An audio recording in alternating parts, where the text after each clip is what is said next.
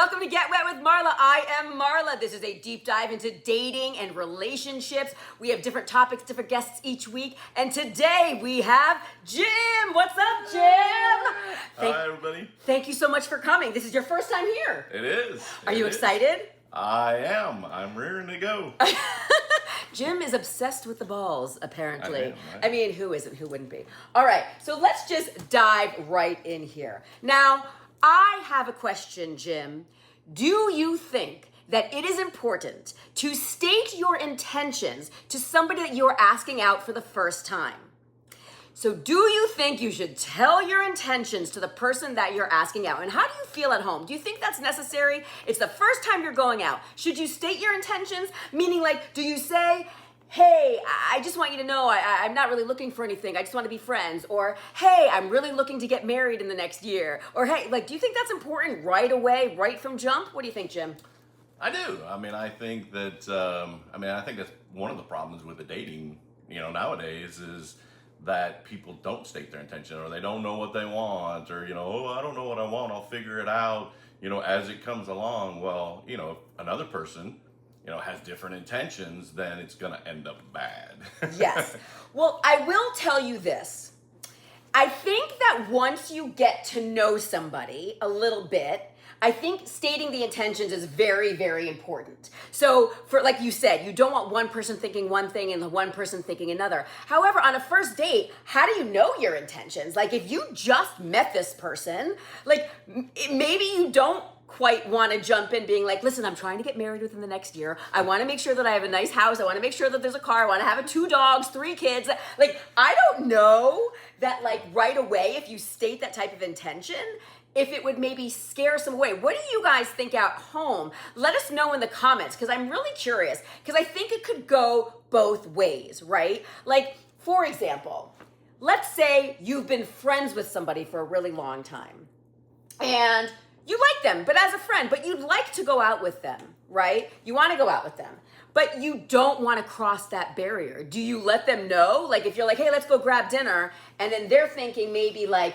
oh, is he like wanting to like date me now? Like, at that point, I think you state your intentions maybe a little bit. Like, if you think the other person might be catching feelings for you and you're so not there, I think letting your intentions be known is very important in that regard. Oh, yeah, I totally agree. And again, I don't think on a first date you should be going, oh, I want to get married in a year and that kind of stuff. People do that. I know, but what I mean is, like, say for instance, like, I date with intent, right? Yes. So that's a very broad statement, but it gives people like, hey, I don't just date to date, that kind of thing. Yes. Or, say you go out on a date and you end up, kissing somebody. You're like, well, hey, I don't do this with every woman or every guy or whatever, like, so they kind I of never understand. kiss on the first date.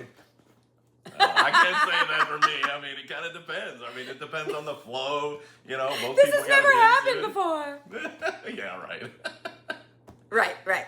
Yes, no, yes, exactly. Good, the emoji. Yeah, no, I totally get it. I mean, it's a tricky subject, right? Because a lot of people also lie, right? So, like you just said a really important thing. You just said, I date with intent, right? And I think that, like, a lot of people say that in order to rope other people in. Because a lot of people, and I am not saying this as gospel and that this, like, sticks every which way you go, but a lot of people, if you say, and, like, for example, writing in your profile or let people know up front, hey, I'm just looking for something casual, I just kind of want to, like, play the field, that might turn some people off. Yeah.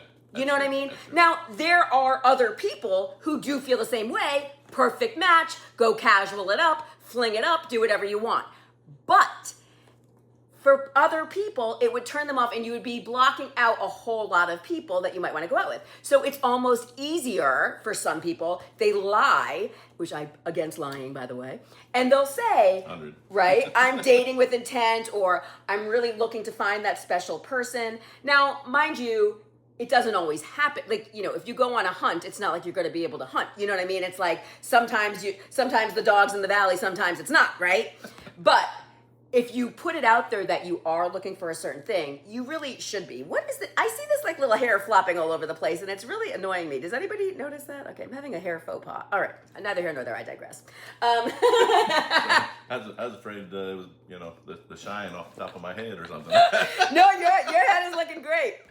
Your head is looking great. Your head is looking great. All right, so now this topic actually came to me because, Jim, you are an avid fan of the show. You write great comments, and that was a question that you had on one of the episodes. You had written down in a comment that, like, you're so confused in the dating world nowadays. There's so many rules. There's so many regulations, which, by the way, I'm against rules. I don't like the rules and following those things. Like, there was like the 3-day rule or something, you know what I mean? Or like, you don't call somebody, you don't text somebody, you pretend you don't. I am not into that. That's called games. Those aren't rules, those are called games, and I am anti-games. But you've had a lot of questions. Now, again, we are going to do a little segment here, Ask Marla. So if you in the audience have any questions you'd write them down in the comments, and we'll get to them. And Jim, is there anything you would like to ask me that is confusing for you in the dating world?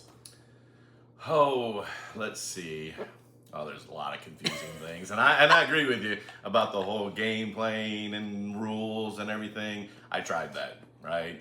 I've tried doing that, and it doesn't work. I mean, because everybody's like not on the same page. One person tells you to do this rule, and another person tells you completely do the opposite rule. So then you just get all confused.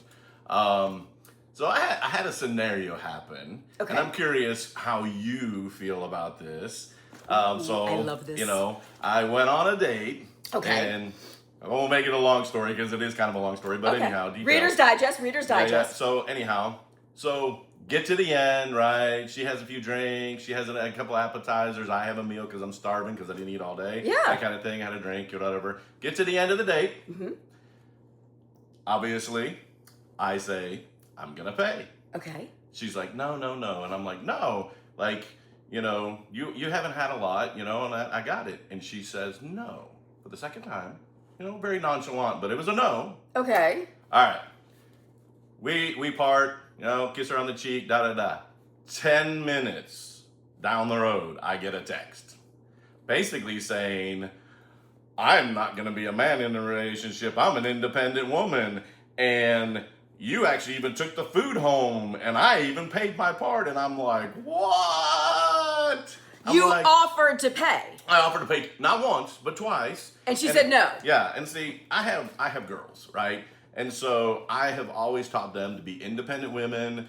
They're very successful women. And I get so frustrated with that because I'm like the kind of person that, like, hey, I was raised very conservative, and that I'm gonna sit there and I'm gonna pay, especially if I ask somebody out for drinks or whatever. And that's a gentlemanly thing to do. I can appreciate that and respect that. That's a very gentlemanly thing to do. And so, but I'm not gonna get in an argument. I'm not gonna sit there and like, me, Tarzan, you, Jane, I'm paying for this meal no matter what you say, kind of thing. I'm just not gonna do it.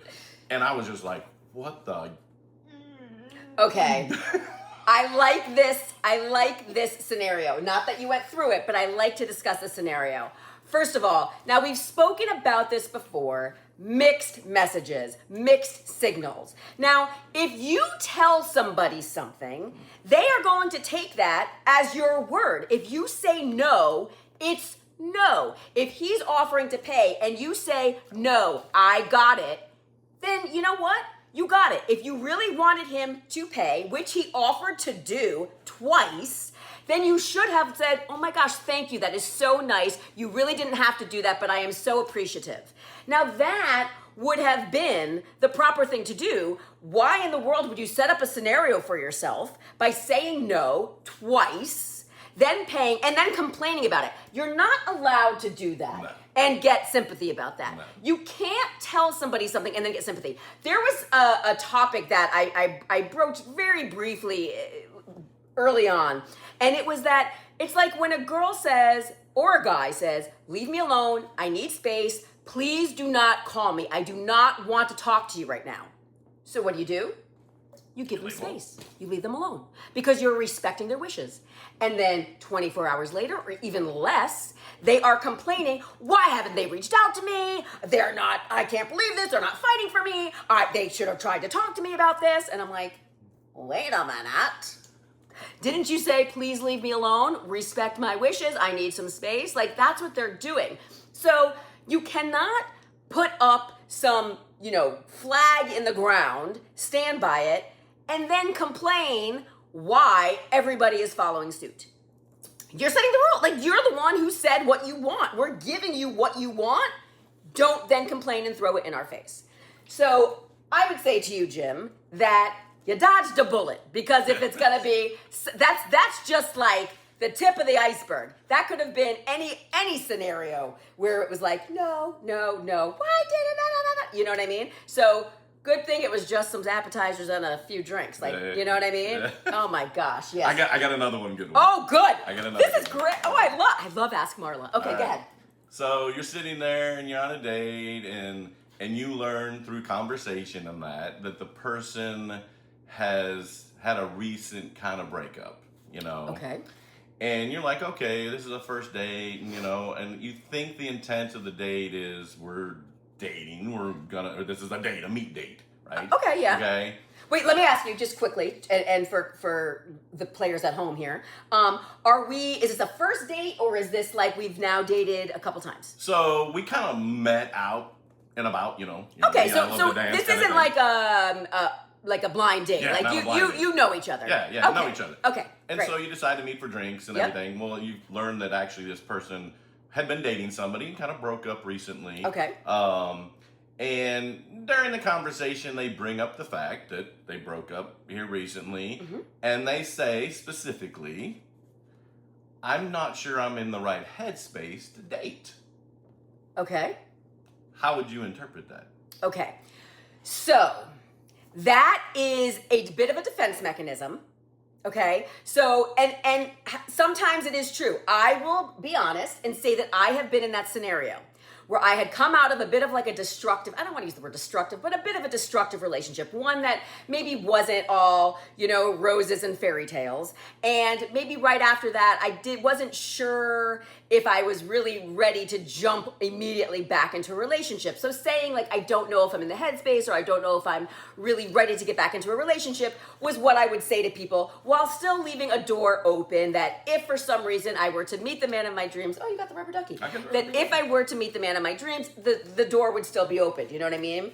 So I think that like her saying that was basically letting you know that she may be a little guarded at the moment. Something didn't go obviously her way if they broke up in this relationship, right? It wasn't so symbiotic, so fantastic that it could last. So she's a little gun shy. So she's almost like protecting herself and you for that matter. Like instead of sort of like leading you on, making you think like, oh my God, we're gonna be boyfriend and girlfriend within the next week. Like she's letting you know like, hey, here's where I'm at. I may need to slow things down a little bit. Let's not necessarily put the brakes on everything, but let's not go gun to the metal. You know what I mean? Like pedal to the metal. So I think, yes, keep going. Jim, I love this. I am all about Ask Marla. By the way, let me know at home too if you guys have any questions. I love the Ask Marla segments. Let's go. Okay, so you talked something about slow, maybe and everything. What if a man or a woman looks at you again on the date, but you think things are going really good, yes, and then she says to you, or he says to you, yes, I'm a slow burn. I'm a slow burn. And do they give context as to what that means? Yeah, a little bit, maybe like, I don't know, like maybe they haven't had a lot of relationships. Maybe they're in a really long marriage. They haven't dated a lot. And then they kind of say, well, I like to get to know somebody. How would you interpret that? Okay. Well, I will tell you that sometimes being a slow burn, like they're saying, is actually a good thing. I think that a lot of times people, when they first meet somebody and you get really excited when you're on a date, and I think that you almost fall into that lust segment. Do you know what I mean? Where like it becomes so exciting and so passionate, and you go like zero to hero, and it's like, oh my God, we're in love, and the next day you're moving in together, and then you're talking about dream homes and getting a dog together, and like this and that, and you're like, oh my God, it went so fast, and then after 8 days, it blows up, right? Because when you go from zero to hero, you crash and burn just as fast. Again, not every time, but a lot of times. So I think that the slow burn is kind of good. Getting to know somebody, maybe not even introducing, the S word, being intimate. Like maybe it's important to really like get to know someone first, because in the beginning, really like, there are fun things in here, right? There is. There's a lot to play with in here. Ooh. I know, look, the Black watermelon. swan. The black swan, I know. Yeah. So I think that, I would interpret that as like, this is kind of a good thing, because they're in the right frame of mind. They know what they want. They don't want to rush into anything, make any mistakes. And so they're really going to take the time to get to know you, spend time with you. Now, if they said I'm a slow burn, I only want to see you once a month, no. But if it's like a slow burn, I want to get to know you, let's get together a few times a week, let's do things, let's explore, let's do experiences, this and that, I think that's a really good thing, and I think you should take that as a compliment. What do you guys think at home? I'm guessing that the slower burn you do, when it gets too slow, then it kind of falls to poop. But the slow burn and the continual getting to know somebody, I think that's a really good thing and a nice building a foundation for success. Well, Marla, I got another one. Ah! I'm all full of questions. I love this. All right, move on. So of course, I'm a little bit of experienced person. We won't talk about age, but anyhow. Okay. Experience, that could come off in a lot of different ways. Good, but that's okay. I love it. But I have to say, and yes, hate is a strong word, and I'm against hate. Yes. But I hate the word red flag. Oh, red flag, yeah. Because, and I had a friend one time, we're just hanging out again as friends, and she's like, and I had to break up or whatever, and she's like, well, she told you right away that she was a red flag, and I'm like, but now wait a minute, I'm like, a red flag to you is different than a red flag to me. True. Right? And I'm like, so why are you associating that, oh, she told me this, and that was a red flag, and that's why you can't find a woman? I'm like, what? You know? I'm like, because you don't see the red flags, and I'm like, maybe they're pink, maybe they're yellow. Like I'm able, right, this time in my life, I can put up with a lot of stuff. Yes. Right? And it's just the... And that's good. That's good that you know that. Yeah, and I mean, you want to find the main things, right?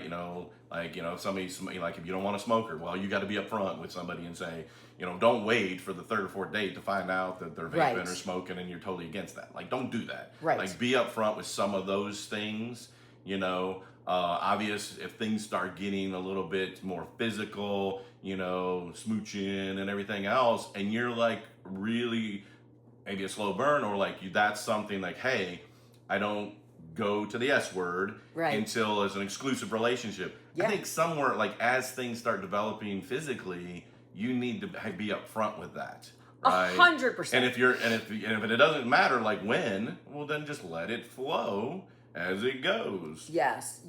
I think there was a lot to unpack in that question. I know. But that's okay. Let's go back to the beginning, which is the red flags. You are 100% right that your red flags are different than other people's red flags. What somebody else sees as like a nuisance or as a burden or as baggage may not really affect you. Like you just said, you are at the point in your life where you can tolerate lots of things that other people maybe couldn't. Some people may see red flags as something as simple as like having a divorce or having children or having dogs at home or having to take care of a loved one or having a mom, having a dad, having somebody who's ill. Like that may be red flags to somebody else, whereas to me I'm like, so what if they have kids? So what if they have dogs? So what if they're divorced? So what if they have children? So what if they have you know what I mean? It's like, who cares? You know what I mean? But like to other people, same thing with smoking. Some people may not be smokers, but they may not see somebody smoking as a red flag, whereas like I would prefer not to date a smoker.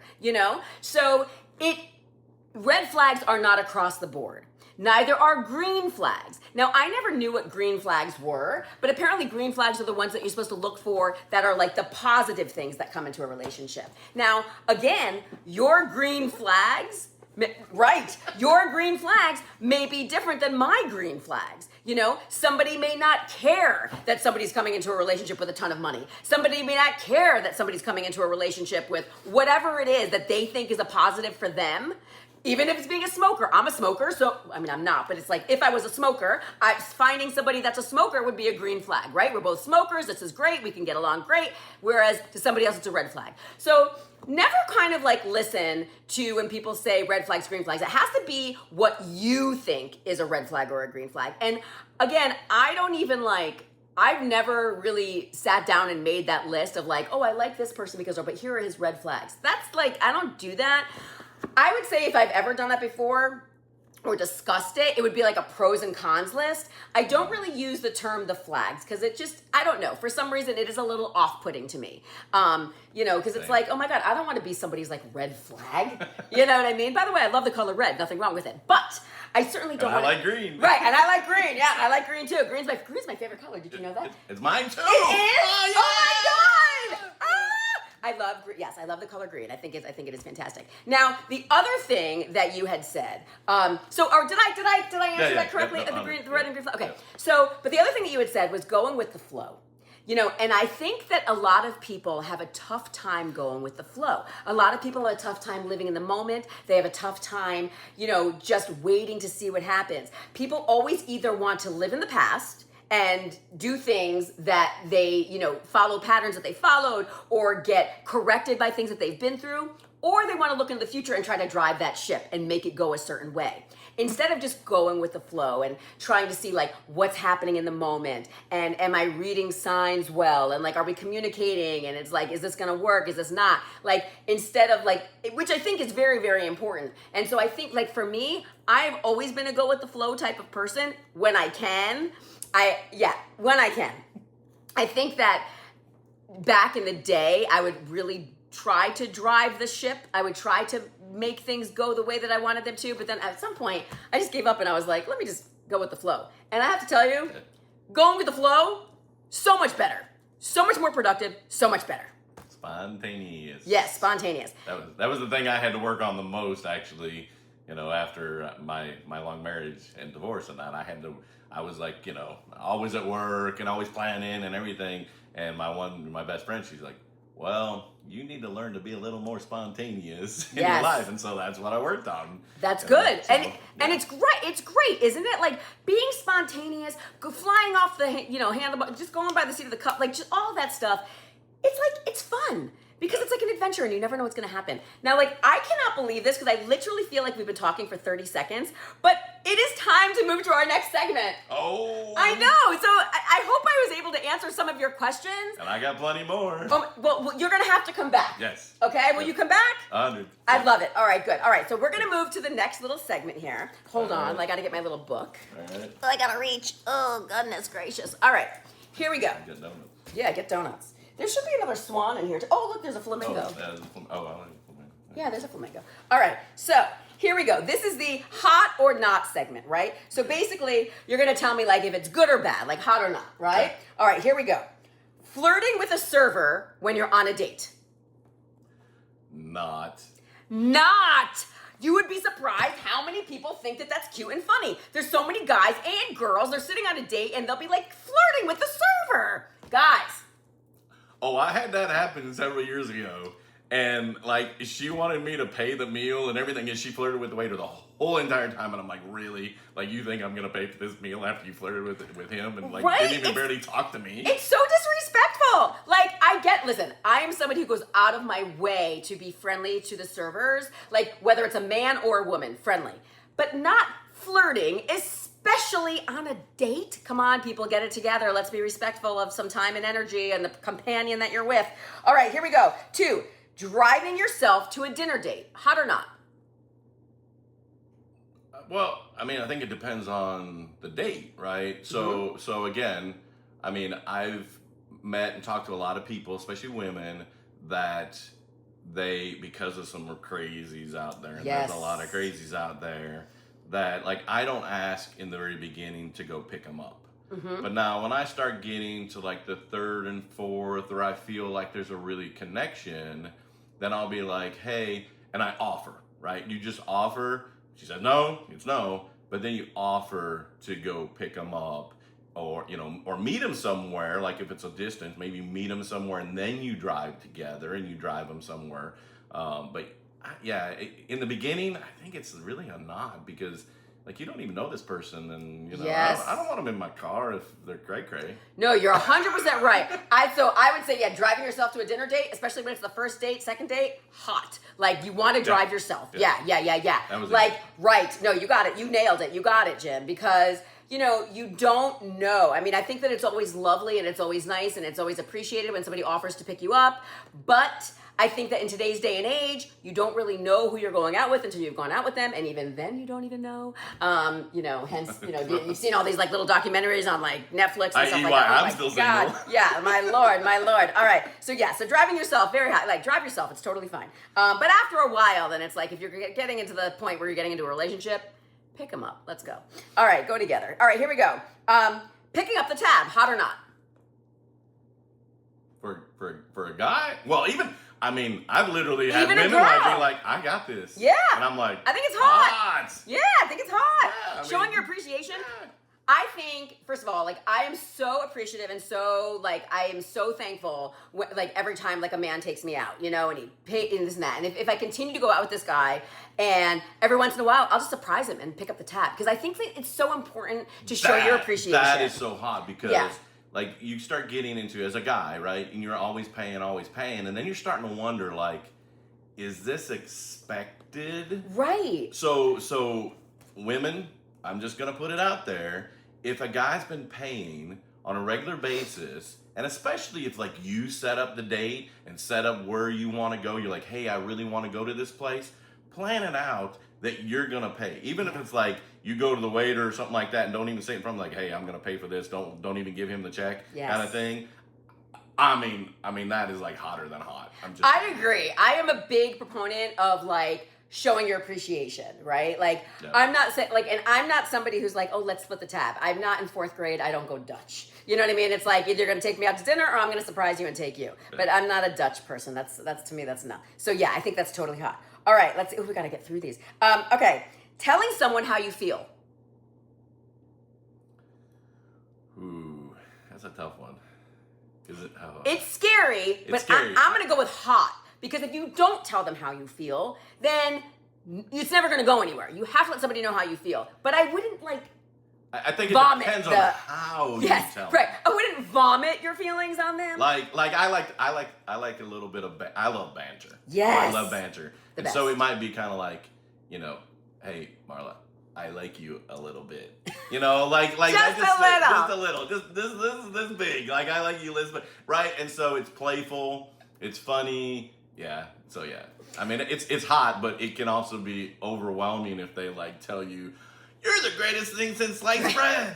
Like, I'm oh my so God. in love with you. Yes. Be Oh, careful. yeah. Like you don't want to Second vomit. date, Like I you don't love want you don't want like the verbal diarrhea of telling your feelings, but you definitely want to show them how you're feeling. And All I'm right. I'm a feeling person, so it's hard for me. I have to hold back. Me too. All right, here we go. We're going to do one more, and then we're going to go to the next segment because we are running out of time. I can't believe like how much fun I'm having. We've gone by so fast. All right, everybody. Hot or not? Your date goes up and goes to the bathroom. You pull out your phone and start swiping.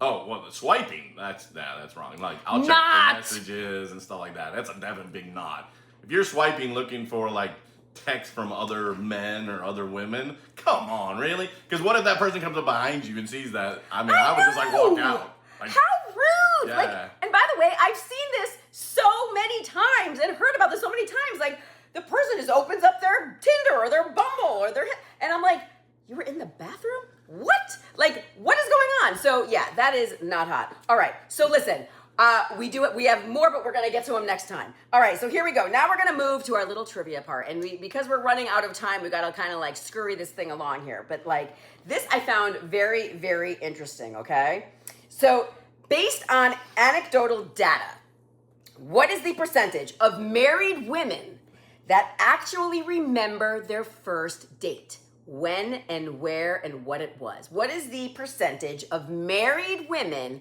that actually remember their first date? 89. 89%. I'm going to say All it's right. hot. So 89. Jim thinks it's 89%. What do you think at home? What is the percentage? Now, I'm somebody who, like, I remember, like, almost every first date. I may not remember all their names, but I remember the dates. So for me, I'm like, I would have thought it a real high number because especially if it's somebody that I'm with, I'm the type of person that would want to celebrate everything, right? So like I would remember that first date. Okay, so I will tell you that it's only 65% of married women remember their first date. I want With that person. I want to know what the percentage of men is then. Let's do that one. What do you think it is? What is the percentage of married men that remember their first date with their current relationship is what I'm saying. So what is the percentage? Married men. What do we think it is? What do we think? 33. So Jim, you're going lower. You're saying 33%.